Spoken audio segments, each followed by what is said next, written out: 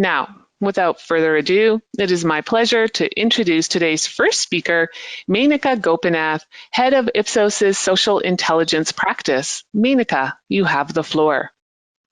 Thank you, Ellen, and hello, everyone. Thanks for joining us today. We are excited to talk to you about some of our learning linked to global views on building back better post-COVID-19, whenever that might be. So I'm really excited to be joined today by this amazing panel of speakers. We will talk through our learning, like I said, but just to give you a bit of background on our practice, as Ellen mentioned, I oversee our social intelligence as well as our online communities practice in the US. We have a global team, we have communities around the world. So Jacqueline and Tyler work with me in the US, and Edu and Ricardo are joining us from around the world. Edu is in Malaysia and Ricardo is in Brazil. And then I also wanted to mention that it is Jacqueline's birthday. So happy birthday, Jacqueline. Happy birthday. All right, so today we have a great agenda, hopefully. So what we're gonna be talking about is how are people feeling around the world? What are people concerned about today? And there's a lot. What are people concerned about for the future? How do people think we can build back better? And probably most importantly for this audience, what does this mean for brands? So let's start with how people are feeling now. It goes without saying that the global pandemic has clearly led to intense fear, anxiety, unknown prospects for the future. And I think what we all know is that that news cycle that's dominated by doom and gloom can make it feel even more overwhelming. So I don't know if anyone is into the late night doom scrolling, but that clearly doesn't help. But you know, in the midst of all this doom and gloom, I think all of us really wanted to look towards a brighter future. So that's really what led to the study that we're going to be sharing with you today. So what we decided to do is to engage with people to figure out how can we build back better. And I do want to call out that this is not, we wrote this webinar before Joe Biden started talking about this as his slogan. So we're not necessarily talking about Joe Biden. We're talking about build back better in a more general sense. But specifically what we did is we used our Ipsos communities. We focused in on 5 countries.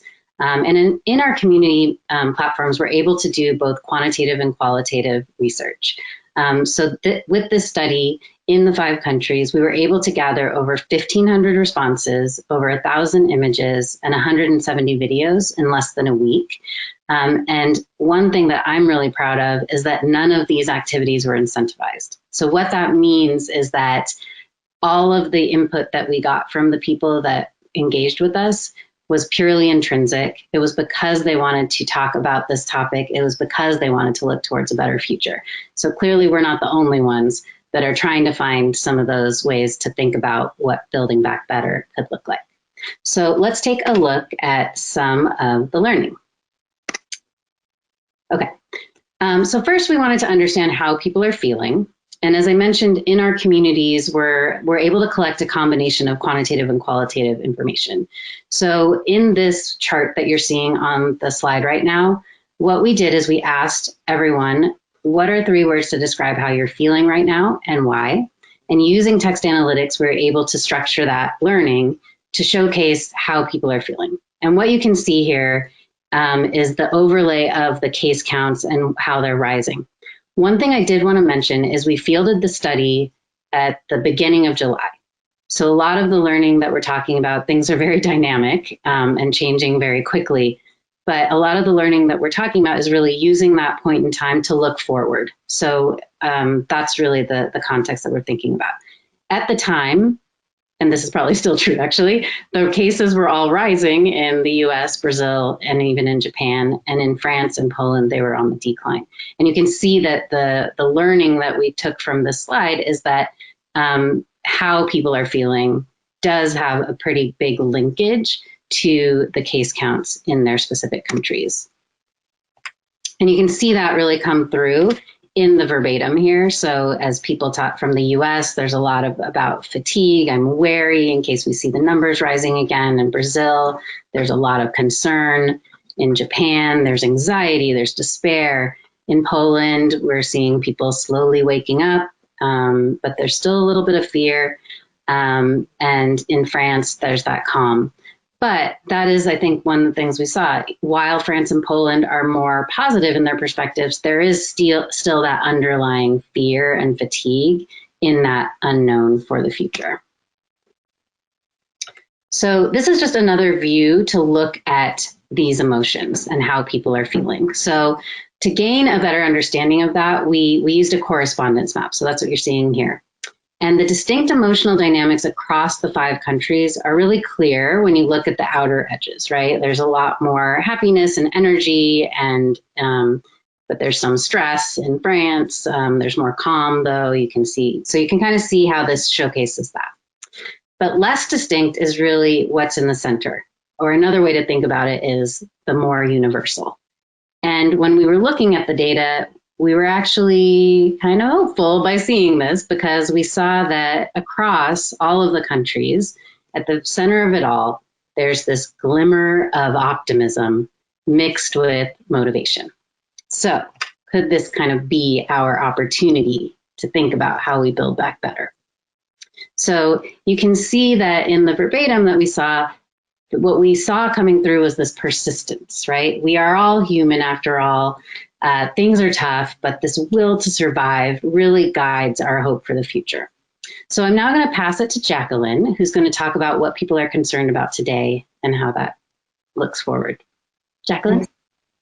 Yeah, so although a glimmer, as you saw in the center of that correspondence map, we wanted to see how perhaps we could look at the optimism mixed with motivation, or perhaps determination, if you will. How could that lead to action around the world? The crux of our curiosity was really around, can these hardships actually inform how we build back better?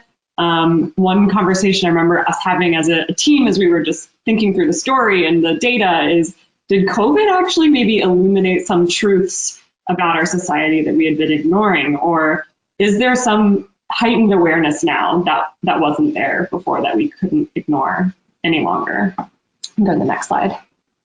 And really, when we also looked at how people are dealing with COVID, with 2020 as a whole, we know that there's nothing stable about it. And regardless of case count and regardless of, status of COVID in each of these markets, we saw a really big portion of people in all of them in the acclimation phase. So this indicates that no matter what around the world, we're still getting used to our current situation, regardless of what that situation is. People are continuously trying to acclimate. And so we wanted to understand more about those current feelings. So what acclimation actually looks like and really means in each of these markets is somewhat different. So you see some nuance. While most countries are feeling maybe a level of contentment, you also see anxiety and exhaustion and tired and sadness like throughout. And this can be really overwhelming. There's so much complexity to the myriad of emotions people are feeling around the world as case counts decline and start to rise again. So regardless of what acclimation really looks like around the world, and regardless of the emotions felt around the world, there was that glimmer of optimism that it will get better. And as people look toward the future and feel hopeful, we started to wonder, what is it that they see and how, like what lens could we look at this through? And so we leveraged our Ipsos Good innovation model to provide a lens through which we could examine how people are feeling, where their values are aligning, and how they think that we're going to get through this in the end. And as we assessed consumers' values around the world and what they're concerned about now, which we'll continue to talk about, and then we'll talk about the future, we noticed they really are looking at it through the lens of, how is it better for me? How is it better for my world? And ultimately, how is it better for the world? So when we asked about their current concerns, so their top concerns around the world. Before we could really start to ask them, how do we build back better? The question was, well, what do you care about now? What are you concerned about right now? And looking across all 5 markets and aggregating that information, we see my world and the world at the top of the list. So when thinking again about current concerns, my country's well-being, global well-being, and then also the well-being of those closest to me, friends and family, top the list of concerns. This feels like a no-brainer because in the time of a pandemic, we wanted to look inward. We wanted to take care of people close to us and take care of the world around us. And this is likely why you see some items drifting to the other end of this list. They become sort of secondary when you're thinking about your priorities right now. So like we said, across all markets, there was some shared concern. My country's well-being was in the top 3 concerns across all 5 markets. But when we look at the top 3 for each market, we start to see some nuance. In the US, you actually see political issues, unsurprisingly, rising to the top. In Brazil, you see healthcare and you see a lot of passion. And they were actually, Ricardo will go into this further, but they care about everything. And this is actually really high numbers, though, even for Brazil. So just to clarify there, it is even high for them. In France, you also see healthcare. In Poland, we see healthcare. And then in Japan, we see financials and the economic situation. So we'll go into and probe a bit more into each of these markets shortly, but this just gives you sort of setting the scene for how they're currently feeling. Thanks, Jacqueline. So with this understanding of concerns today, we really shifted our focus to the future. And as Jacqueline just shared, around the globe, people are most concerned about the well-being of their countries. But as we know from Ipsos Global Advisor, which is another source of research, but one that's published from a similar time frame, we know that these 5 countries largely feel that they're not headed in the right direction, as you can see by all of the red on this slide. And so what does this mean for the future, right? We know that people care about their well-being of their country, of the world, but they don't really have a lot of faith in the direction that most of their countries are headed. So what would make people feel their country's headed in the right direction? That was really kind of where we netted. So when we asked about biggest concerns for the future, we actually went away from a structured list. We went to unaided, open-end, because we really wanted to hear what are those things that people are concerned about for the future. And what you're seeing here is essentially a mental network map. It's taking all of the unaided responses from each of the countries and putting it together in one map so that we can understand where there are similarities and differences. So the thicker the line is the closer the association, the larger the circle, the bigger the mentions. And we can really identify those universal concerns by honing in on the center of the chart. So what you can see here is that clearly the economy and healthcare are really, really top of mind for what people are concerned about in their countries. And you can also see some of the similarities between countries, right? For France and Japan, tourism is a really big piece of their economy. You see that similarity.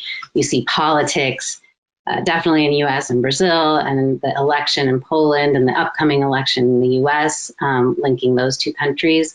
So there's some interesting things that we see when we look at it in that realm as well. But one thing that we did notice is that we saw a similarity across the countries in our discussions with respondents. And that is that the realities of this pandemic have really reiterated for people that a better future relies on more than just the government. Like all of us as individuals have a role in it. And in all countries except for Japan, more than half of the respondents disapprove of their current government and feel that their values aren't represented by their leadership. And so as we look to co-create with respondents about what that better future looks like, we had to dig into this point more because clearly leadership plays a pretty major role in how you build back better. So what we're going to do now is actually look at each of the 5 countries in a bit more detail and bring that to life. So Ricardo, do you want to start with Brazil? Yes. Hi, everyone. So, as already pointed by Menaka, we have a very polarized scenario now in Brazil when it comes to politics. I believe that's similar to the US. And with that, we realize that people are really worried about the future when it comes to corruption, the system, the religion, as the state is not a religious state. Dictatorship appears because we feel we are on the edge of a dictatorship right now. So there's a lot of things going on when it comes to government. But also, I believe that the pandemic shed light. It's like a spotlight on what was already here, because social inequality appears, and we see that the pandemic is stressing the differences and showing some things that we took for granted as not that granted anymore, like the universal public healthcare system. That's a model for a lot of countries in the world, even developed countries. We believe that it was able to tackle the pandemic because we did that before with Zika, dengue, chikungunya, and a lot of other pandemics. And nothing compares to what COVID represents.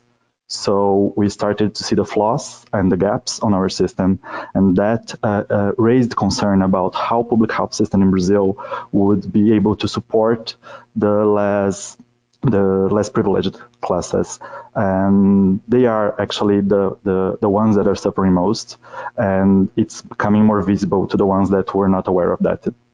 So I believe that the polarized political scenario and the stressing of the differences that the pandemic are making us see is what is reflected on these results. We are kind of used to live in chaos. And that's a word that appeared a lot on the verbatim. So the feeling is that we are kind of lost in chaos. That's the whole issue. Goes back to that passion, right? That Jack. Yes. Cool. Tyler, do you want to talk a bit about Poland and the US? Yeah, definitely. So I'm not Polish, but I can definitely speak to this a little bit. So a little bit different than what you just saw with Brazil. There's a lot of yellow here, right? Which, as you can see, refers to politics. And I think a really interesting connection is that top left, the 11 o'clock, dirty politics. I just think that's really illustrative of what's going on in Poland right now, especially when this was fielded. And then on the right, you can see another web that connects power and leadership and bad decisions directly to inequality. So I think some really important context to also bring to this slide is that Poland just had an election, and it was really, really close. It was like 49 to 51%, and it went conservative. So I think that that also really illustrates that right now in Poland, there's a wedge being driven between the whole country, and it's creating quite a chasm, and it's really highlighting, to Ricky's point, this inequality, injustice throughout the country.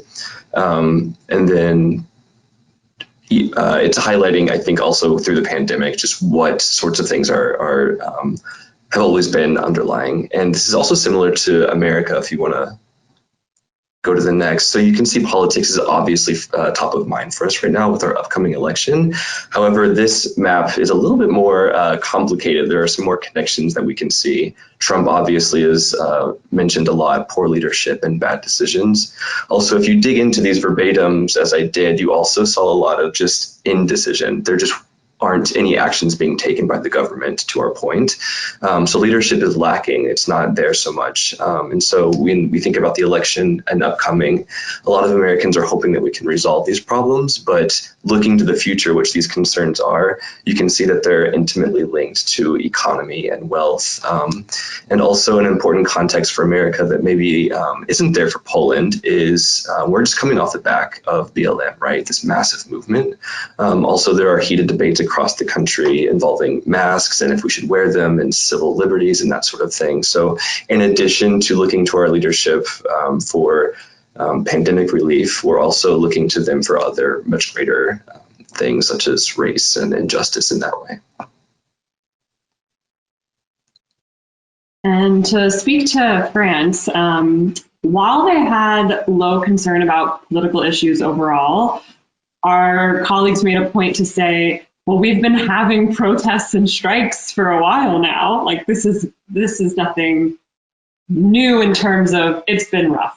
And 73% of French respondents expressed that they're unhappy with the government. You can see in this map here, poor leadership, bad decisions, too much power. There's a lot of conversation around basically feeling like leadership prioritized power and wealth over humanity and people. And that was really upsetting to the French respondents.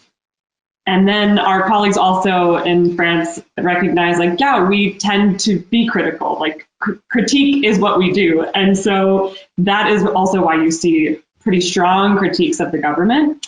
The other component of the other context here is that at the time of field work, so Menaka mentioned it was early July, they had just had city elections. So this meant that most big cities had just elected Green Party leaders, which placed the environment as a key concern moving forward for people living in urban areas as well as rural areas.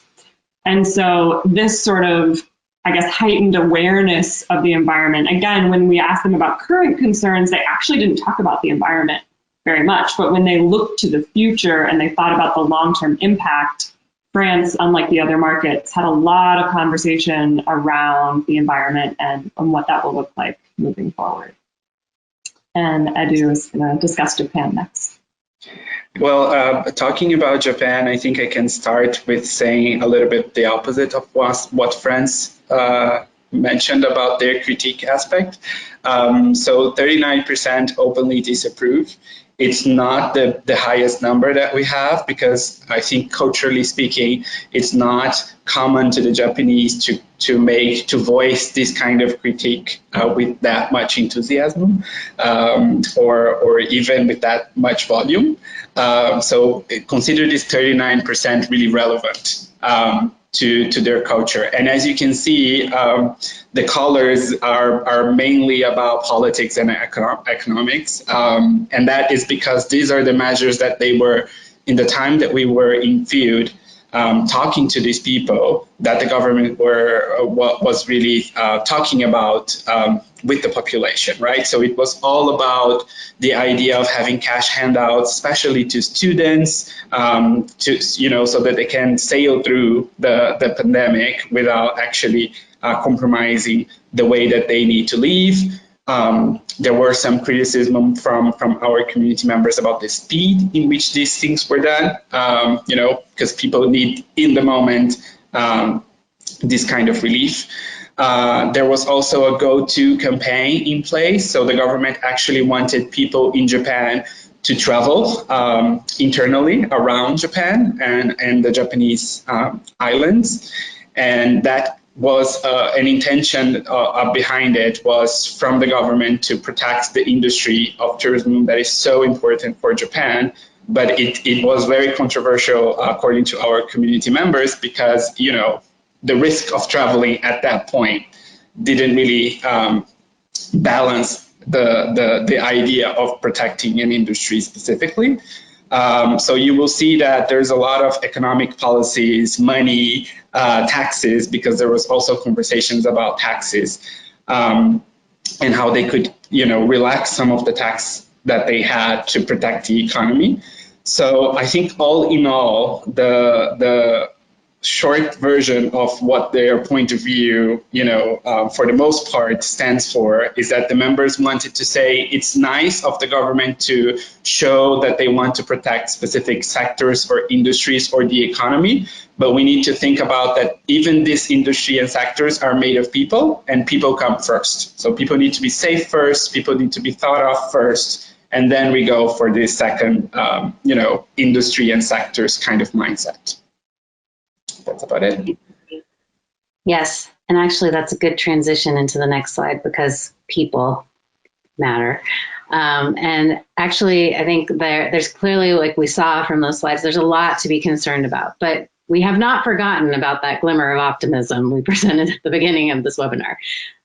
So the next phase of the research was really to understand how can we together co-create what that future looks like and how we can build back better. So there were some key themes that we did see. So again, just to give you context on the data collection methodology, in this context, it was all open-end. It was a co-creation exercise where people were talking together. We've netted the responses across all 5 countries and then put together this topic wheel to present the themes that we found.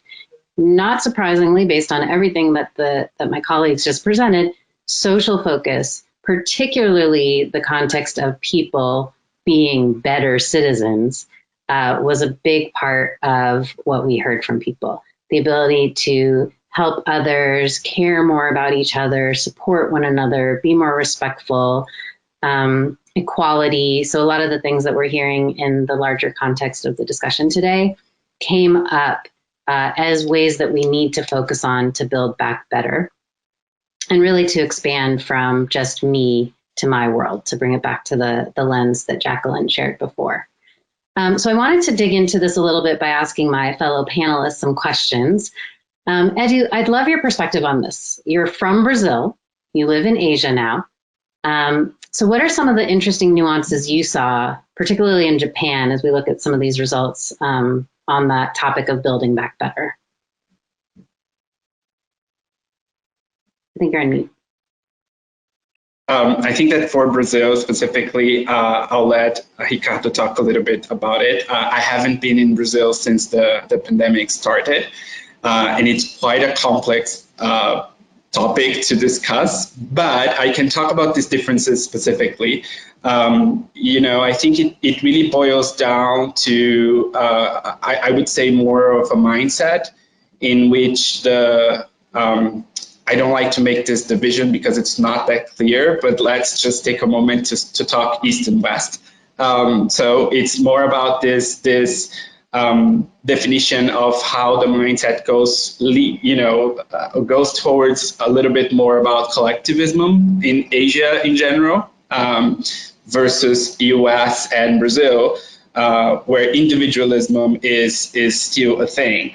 At least in actions, right? Because in speech, I think everybody talks about the collectivism and how we need to be together and better. But on practical terms, I think that it's in the fabric of Asian cultures to live for the collective and to think about the collective. So one real good reading that I can recommend is especially about Japan, is to check out some articles about how Japanese people actually use the masks a long time before COVID.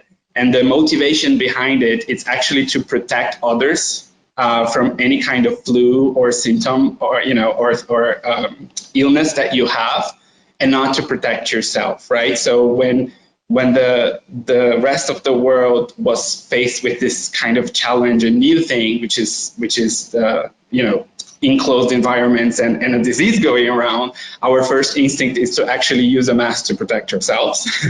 When in fact in Asia it was the opposite all along. It was more about trying not to spread it around in respect of others. And in Japan specifically, they are very considerative because of the aging population. So it's kind of a way of thinking about the collective, and especially the aging population, and how a simple flu can become more if you are above 80 years old, for example. So it's a good illustration of all of that.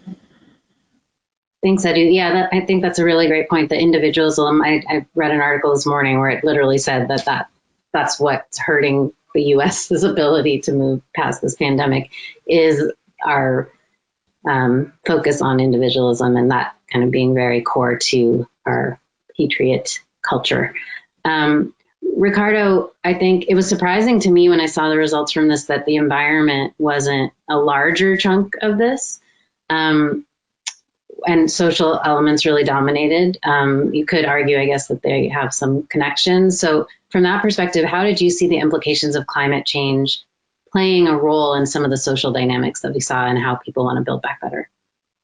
Yes, so I would take Brazil as an example because we have seen growth on the Amazonian forest deforestation of 2 digits since the new government that took a turn and chose to work on the economic agenda better than on the environmental agenda by letting new agriculture and livestock spaces rise where the forest was. So this has impact over our lives in a lot of ways, such as the rains, for example, in Brazil.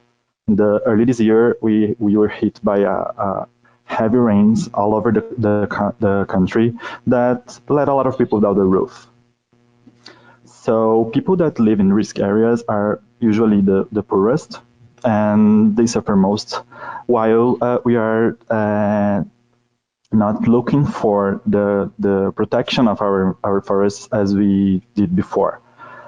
Also, we can talk about this impact as people recognizing the more tangible part of this impact, because I feel in my daily life that something's changing, and then it's more important for me on a short to medium term to talk about what's really impacting my well-being, my quality of life, my chances to have a better life. So it's easier to talk about the social issues because they are in front of you, you're feeling it. And while when you talk about environmental issues, they look like a second layer, like it's a little bit further from me. And the cause is not as important as the consequence right now. It seems like the prioritization of things changed a little bit because of those fears and concerns and the whole, as I said before, highlighting that the pandemic brought to all of these issues. Yeah, I think that's a really good point. Just the fact that you have to feel it. And I know, I mean, even in the US, we've had a horrible hurricane hit the East Coast. There's a bad wildfire in California right now. A lot of those linked to obviously the implications of climate change. But yeah, so I think as we've been discussing, that social element, is really dominant in the need to build back better, clearly because that's right in front of our face. But a theme we did see resonating, I think, in most of the respondents is that they knew that change can't just happen at the country level. This is something like our colleagues in France brought up, like they realized in the midst of the pandemic that they didn't even have the ability to make the amount of masks they needed in their country, right? So there's this awareness that global unity is at some level a requirement to saving our futures. But this really does conflict with that idea of individualism and just the massive divides we're seeing within even just a specific country, right? Like we saw in Poland and the US, for example. So Tyler, you did look at the US and Poland in two countries where we know that there's a lot of divided perspectives. How did that play into some of the themes you saw linked to global unity as core to building back better? Yeah, so I think that, when we talk about politics at any level, there's always going to be that divisiveness, and that makes a lot of sense, but it also helps to highlight the you versus them mentality that I think prevails across the world. But in the pandemic, we have a unique scenario in which the playing field is sort of leveled a little bit, right? So in these countries, especially with an election that just happened and one that is coming up, I think the you versus them mentality is really highlighted, and also the citizens are finding that there's something lacking in their leadership. They can't find solace or solutions in their leadership. And at the risk of sounding too poetic, I think longing makes the heart grow fonder. And so citizens are taking it upon themselves or their local communities to actually find these solutions. So if the leadership can't do it, if their government can't do it, and especially when they have such divisiveness within the government, these senses of unity and the solutions for unity are coming a little bit closer. And we see that with the friends and family, that's a top concern. So how can the individual make a difference? How can you make a difference in your community in these smaller areas? And I think that we're finally finding that out. And I think really importantly too is that it's authentic. So I'm going to use America as an example. BLM has really taken off and exploded. And I think that instead of virtue signaling that we care about races and that we're not prejudiced, that we're actually being authentic about how we lend a helping hand to others. And so if we can do that on a small scale, then maybe we can do that on a global scale. Maybe we can replace our leadership, not entirely, but if we can figure out a way to authentically lend an open heart and an open mind to others, can we continue to extend that so that it's actually global? I think that really comes through with the elections of Poland and the US right now. Thank you, Tyler. Very poetic, actually. So, Edu, it was interesting looking at the top concerns across the countries, because Japan was actually the only one that had global well-being as its top concern. It didn't show up in the top 3 concerns for any of the other countries. How did you see the Japanese respondents kind of talking about this idea of global unity in the context of building back better? Well, I think that I'm going to be a little repetitive to go back to the idea of collectivism. So this is really what it is, right? I'm not saying that they don't play right into what we were talking before about the universal aspect of prioritizing yourself and your own. There is this aspect of endurance and survival and protect your family, of course, like all humans do. And then they actually think about, their expanded territory, their country, and then quickly, like most countries should make this logical, scheme work for them as well. Quickly, we realize that we are living in a pandemic situation, and it's actually goes around the entire world, and it's only going to stop if it stops for everybody, right? So as long as we have places in the world living with that, it's not really over, and we are always going to have to look over our shoulder to, is it really over, or is it going to come back again? So I think quickly, maybe quicker than other markets in this study, the Japanese people are realizing that it needs to be a collective action and thought about everything that is happening so that this can be over. And it really makes me think about Asia in general and the idea of Confucianism and the quote that he mentions, totally paraphrasing because I don't know the exact words, that to build a better world or to put the world in order, you have to take care of your nation and put the nation in order. And to do that, you need to take care of your family and put your family in order. And to take care of your family and put everything in order in your family, you need to care for your personal life and put your heart in the right place. So it goes on this scale, right, from heart to the world and then back. I hope that all the other markets and countries will start thinking the same soon too. Also very poetic. Thank you, Edu. Yeah, I think it's interesting because you'd think cultures would converge as the world becomes more connected through technology, and it's happening. We have things that we're seeing go around the world, but it's clear that there's just so much that divides us. So, and likely to continue doing so. So, with multinational companies continuing to grow, and we've seen like just how brands have taken a part and an active role in the midst of COVID and in the US in the midst of BLM. We thought we would look at kind of what the implications are for brands. So just to set some context, in our US community, we actually have been, looking at the impact of COVID since March. And we asked early on in April what people thought brands were standing out for rather, in the midst of their responses to COVID-19. A lot of the learning that Ipsos has published talks about that sea of sameness. We're all in this together. So we wanted to understand what was actually standing out in that context. We asked the same question actually in the context of BLM, Black Lives Matter, at the beginning of June. And we actually looked at the open ends for both of these. These were unaided responses again.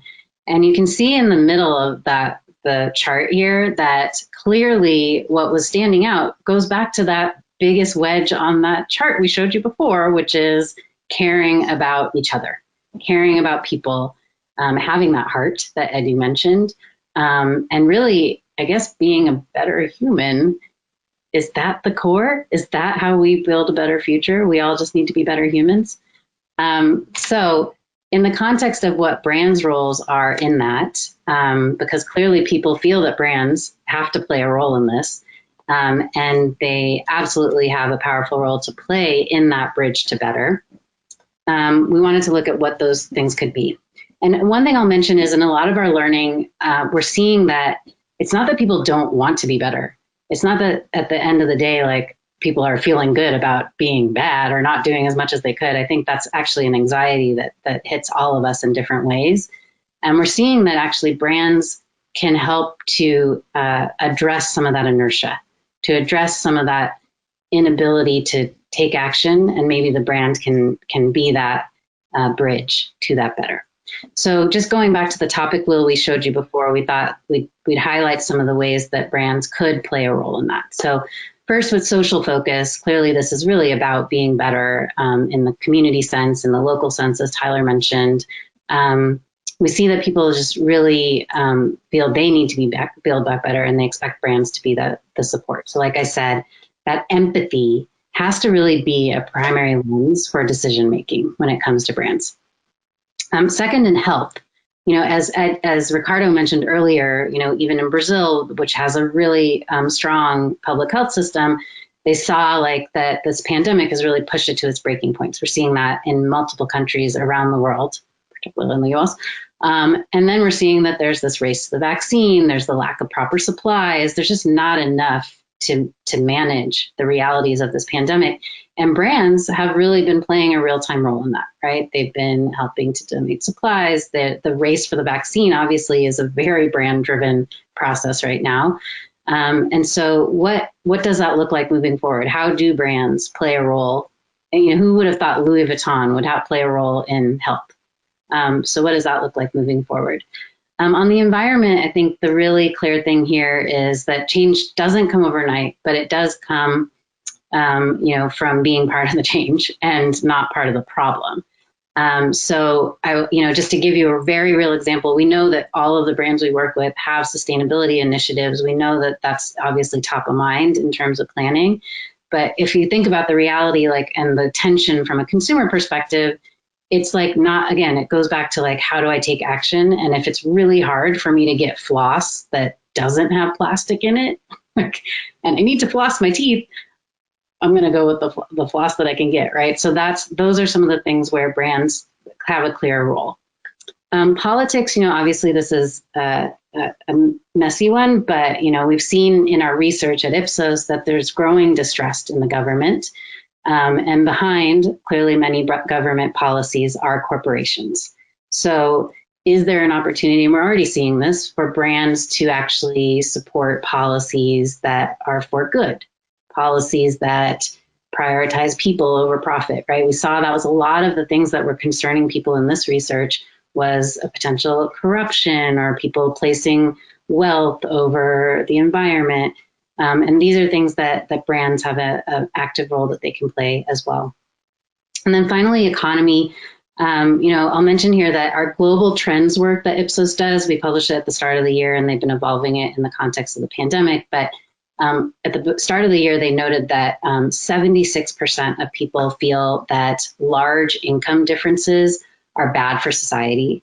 74% feel that economies are rigged to support the rich and the powerful. This is around the world. This isn't just in one country. So really there is this, role that brands can play potentially in wealth redistribution, in focusing on how their purpose can be greater utility for society, for people. So these are just some of the things that came through as key implications. But to wrap up, I think we do have some time for questions. I was going to ask actually my panelists some final questions as well. But if you do have questions, please post them in the Q&A box, and we'll see if we have time there. First of all, Ricardo, what are some of the ways you've seen brands in Brazil help towards building back better? So how do people in Brazil respond to that? Yes, I guess we have pretty good examples actually. We have ABI, the major beverage company. They actually set a fund and started with other major companies in Brazil to build field hospitals. So they set up the whole structure to receiving patients from the testing and the process of healing by themselves. Also, they stopped the production line for a while to produce hand sanitizers, to provide them to the public healthcare system, and to make masks out of the same material they do the bottles for the soda. So the protective shield masks. So they did a lot. On the same in the same pace, Natura, the company, the beauty company that now owns the Body Shop, is up in Avon. They also stopped the non-essential product production and started to work on hand sanitizers and supplies for hospitals.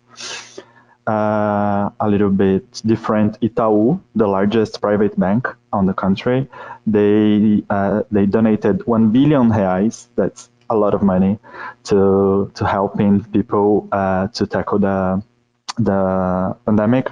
But also, not only that, they build some reception centers where they do testing, and they also offer people a place to stay if they are COVID positive, in order to not spread the disease to their families or community.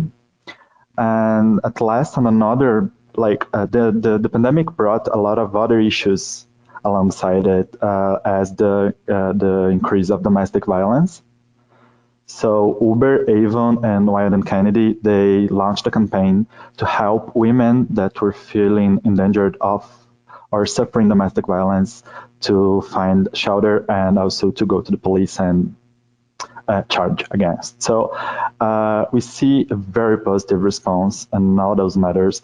As I said before, and all of us, I believe there is something that's kind of present on all of our learnings, is that countries where the government are not being very active on building a proposition on how to end the pandemic, the population are feeling kind of lost with no sense of direction. So those brands start showing how you connect, and also start showing support. So it's a payoff. Like, I've been drinking your beer or using your products my whole life, so now I really feel that you're doing something for me besides that. And that's kind of endearing. People like to feel that, and it works. It really works, even now even more. Ricardo. Okay, I think we have time for one more question. Jacqueline, you work with a lot of brands in the retail space. What are some of the ways you've seen in this category and how they're helping to bridge to better? Yeah, absolutely. I think it links to what everyone has said over and over, and it's when places are lacking leadership or when people feel like they can't rely on leadership to make calls, brands and retailers are the ones actually setting the rules and expectations, and what they do really truly matters right now. I recently had a really insightful catch up with a client who is in the grocery retail industry. And he told me that at the beginning of the pandemic, every single morning, their entire leadership team met at 7 a.m. to discuss all of the updates, all of the news, all of the things impacting their business. And then they made like their top 10 decisions for the day. And then within 24 hours, like shut down every single hot bar in every single store across the East Coast, change their store hours so that seniors could shop safely. Actually, through some of the research that we did, we found that they had adjusted the store hours, but they hadn't adjusted the pharmacy hours accordingly. And so we were able to say, hey, like, seniors are really grateful that they can shop when it's safe for them, but they also need the pharmacy to be open. And this particular client said to me, he literally said, I've never seen us paying so much attention to our shoppers at a human level. He's like, all of this time we've had the ability to make these changes and we just haven't. And we're finally doing it, and we know that we're capable of it. And we can make everyone wear masks. We can be the first retailer to require that, and like that really makes an impact. So I think just what I would sum it up is that most retailers that I've had the pleasure of working with are really trying to support their shoppers right now and show up in ways that, again, perhaps we feel like it's lacking from other leaders and contexts. Actually, to build on that, there's a question that came through around employees, because I know we've seen, at least in the US, in our data, our survey data that's published, that employee safety is actually at the top of the list in the context of purchase decisions. And obviously with the essential workers, it's the healthcare workers, but it's the people at the grocery stores, it's the janitors, it's like the people that, we may have never really thought of as essential, but right in the midst of this, they are absolutely essential. How have you seen the employee voice coming through in the retail environment as well? Yeah, I think that they realize that they're kind of under a spotlight or under a microscope right now. So in that same great conversation, when we were talking about the various things that they were doing, part of that evaluation every day was actually how do we make our stores safer for our employees. So they were, again, one of the first to put up the full plastic in between the cashier and the checkout area. And so I do think they're thinking of everyone as human right now. And if they don't, it's going to come back and be an issue. So I think we've seen that in some capacity for some brands and retailers, but I think recognizing that even your people inside of your company are the humans, the humanity that we're trying all to collectively preserve and protect. Yeah, I think what's interesting also is thinking of the retail space and of the grocery space.